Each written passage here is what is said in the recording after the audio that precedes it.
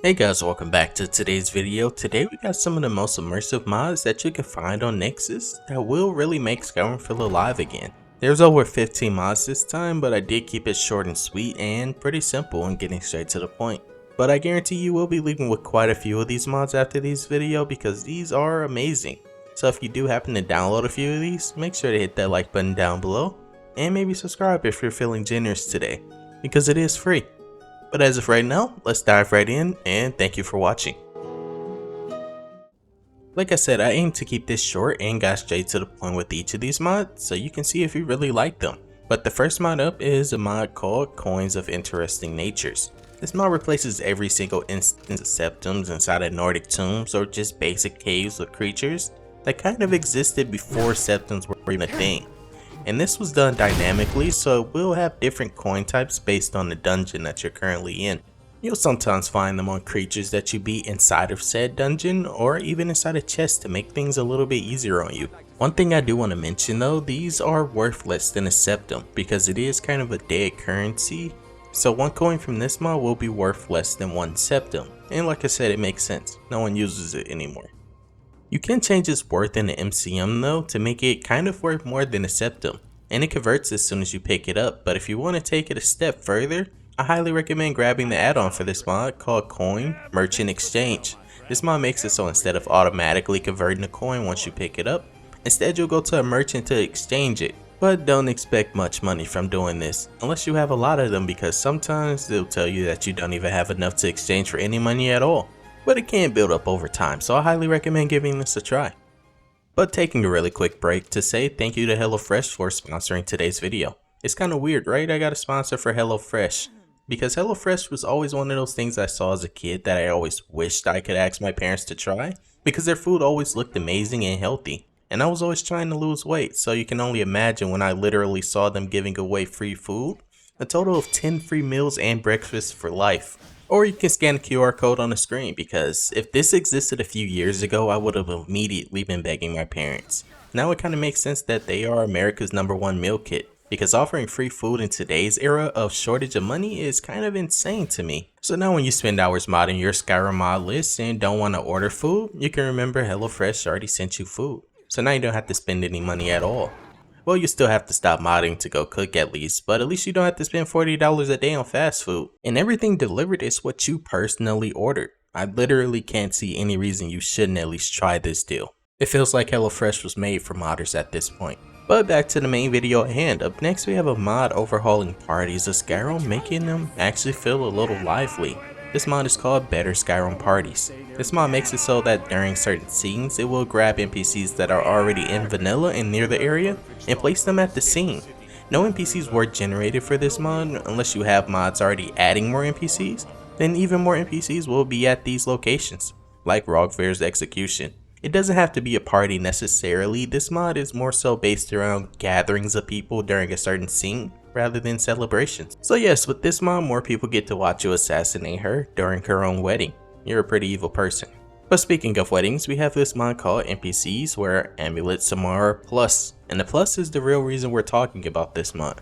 This mod at base makes it so any marriage candidate NPC can be seen wearing an amulet, so you don't have to go find one yourself. There's about a 25% chance at base, but I raised it to 100% just to make it make sense. But the real reason you absolutely need this mod is because it essentially fixes the marriage system of Skyrim.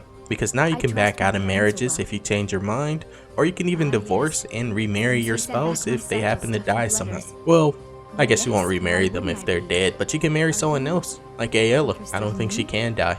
But if that wasn't enough to convince you, I highly recommend pairing it with the next mod called Immersive Rejections, also by J Serpa. This mod makes it so that you can pretty much ask any NPC to marry you without doing their favorite quest to make them a marriage candidate. But there is a very high chance they will reject you. But most of them do it nicely, but it's voiced just so you can feel your own embarrassment. I think these two mods combined really make for the best marriage system in Skyrim, because we all know people get told no when proposing. Plus we all know Silja is the best wife in Skyrim. Nonetheless, up next we have a mod for bandits. This mod is called The Shame of Skyrim. This mod adds handwritten notes to NPCs once you kill them, or you can steal the note if you prefer to be nice. But these notes will make you feel a little more shame when killing NPCs. Maybe even regret it after you read them. because some of these bandits were just trying to feed their children. But it isn't just bandits affected by this. Each faction has their own notes written exactly how you would expect them to write, even soldiers fighting in the war, because they also have families to go back home to, or maybe they just wanted to relax and drink. This mod is definitely not for the faint of heart people that prefer the roleplay, but if you can deal with your actions, then there's no better mod to make enemies of Skyrim feel like real people, rather than just free experience points. And there are hundreds of notes. It's highly unlikely you'll find all of them in one playthrough. Some are funny though, I will say that, but most of these will make you feel a little regret when killing. Moving on, up next we have the mod Dirt and Blood. This mod makes it so while traveling Skyrim, your character can get dirty, but NPCs will also get dirty and have blood on them based on their profession or how heavy the fight was. You'll see a lot of blacksmiths and beggars with dirt on them, but theirs kinda just stay at one stage that look kind of immersive for their job because they actually wash up after work. But if you don't wash your character, you will continue to grow dirtier and dirtier, which in turn will also make your character gain a debuff, because no one likes to talk to someone who hasn't washed up in weeks by choice. But what's really cool is that after a few in-game days, you'll also get a free haircut, which can also be configured in the MCM to lower it to a few days or even a few months. You can even turn every feature of this mod off except the NPCs having dirt on them. This mod is highly configurable. Up next we have probably the mod of the year, and it's made for fighting. This mod is called the Dismembering Framework. When this mod came out, it kind of took over Nexus by storm. I've never seen a mod get so many votes for mod of the month as quickly as this mod did. But this mod in essence makes use of the precision mod to allow dismembering of creatures and humanoids. So wherever you strike for the fatal blow, there's a large chance of that limb being cut off or just flying off somewhere. You can even cut off body parts after they died, but I kind of left that out to censor for YouTube, but you can definitely test that yourself. People have reported a few issues with this, but honestly I've had 0 issues. The biggest one I've had is not being able to cut up giants, but I guess joggers will have to do for now. And everything about this mod can be changed in the MCM after you finish dissecting bodies. The MCM is pretty large, so it might look a little scary and confusing, but just spend a few seconds reading it and changing things to your liking.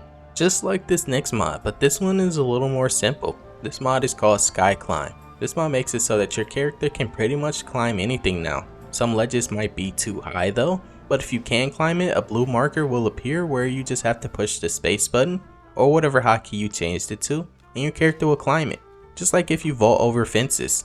People have said though on a large load order of about 2,000 or more mods it will start to break things, but it's a good thing I never really go that high, or I break things myself because I added a mod without reading the description. This mod though, as a warning, can make it easy to skip certain dungeons because the exit is on a cliff, so be wary of that. But otherwise, it's one of those mods you'll never remove once you have it. Up next, a mod I recently grabbed. This mod is called Headhunter Bounties Redone. I know this is a loved mod, but I honestly never saw the reason to use it. Until now. This mod makes use of any bounty system you have and expands on it, now allowing you to kill the bandit or technically take them hostage, or prisoner if you prefer to be upright about it. And as you take them hostage, they will actually make pretty funny commentary.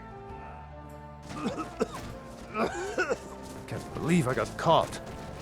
Why do they need to scream so much? If they would just give us their gold, we wouldn't need to run them through. Once you bring them back to where the bounty was issued, you pretty much speak to any guard, but the prisoner has to be nearby or the option won't be available, and the guard will arrest them and send them to prison. You can fast travel with these prisoners also, you don't have to walk slowly back, because they won't run away. But that might be a pretty cool add-on for this mod, for the prisoner to try and escape a few times like Red Dead Redemption, but you just want to make sure that you keep proof that you actually completed the bounty. Up next, a collection of mods I just recently discovered and fell in love with, and this mod is called the Fashions of Skyrim. Well, it's not really named, that's more of a bundle of mods that I grabbed from the same mod author, like Fashions of the Companions. If you love a good vanilla outfit and don't want to use something like Sentinel that's like 4 GB and pretty much has a few bugs that I don't like, then I highly recommend grabbing the mods from this mod author. And the best part is that it uses Skypatcher to distribute and replace outfits of named NPCs. It doesn't do it dynamically, so there's no chance of the NPC being naked on the next load, or if you just happen to teleport to a location, they will always have the same outfit on for each gameplay, because each outfit is only for one specific NPC. Some of the outfits though are a little too colorful for me, but that's what Skypatcher is for. You can easily remove the outfit without breaking the mod. The outfit will still exist inside the mod, it just won't be given to that NPC. I really hope the mod author eventually returns to this and expands on it, because the last one was about 3 months ago. Or maybe makes an all-in-one, because when these first came out, not many people downloaded it and I didn't give it a showcase because I didn't see it. But it just recently started getting the attention it deserves, so I'm hoping they didn't give up because of the lack of downloads. Because this is obviously my favorite NPC clothing replacer now, so I can only hope this gets continued eventually. But up next we have a quick mod showcase I wanted to mention. This mod is called Crafting Recipe Distributor. Basically this mod will make it so all vanilla and any mod added weapon or armor will have a smelting recipe for you to get ingots or even dragon bone based on what the armor was made of or weapon. This is definitely one of those small mods that you need for any playthrough honestly. But up next we have the mod called Security Overhaul SKSE Extra Locks. Honestly, I recommend grabbing all the Security Overhaul lock mods, but this is the newest one that adds a total of 11 new locks to new chests and displays. Most of the time you won't really find these in action due to things not really being locked up in Skyrim, but when you do, the animations tied to these locks and the attention to detail will probably make lockpicking actually seem a little more worthwhile. Fun fact though, I actually learned that you can lock things with the console command just by typing lock after clicking on the door, and that's how I got the showcase for most of these, because most of the things I was lockpicking wasn't actually locked. It's funny the things that I can learn all these years later of Skyrim. But that was pretty much it for today guys. I could have easily made this video over 20 minutes long, but I try and make it so you guys aren't spending most of your day listening to my voice, because all mods are in the description as well. So if you enjoyed this video, hit that like button down below for me just to show some support, and I hope you have a great rest of your day. Peace and love guys.